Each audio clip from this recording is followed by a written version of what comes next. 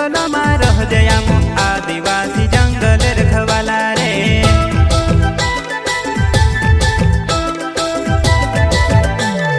चल जंगल जमीन काजे पूजे रे आदिवासी दुनिया ने रखवाला रे। बाप देव खतरी काजे पूजे रे आदिवासी सबसे निराला रे।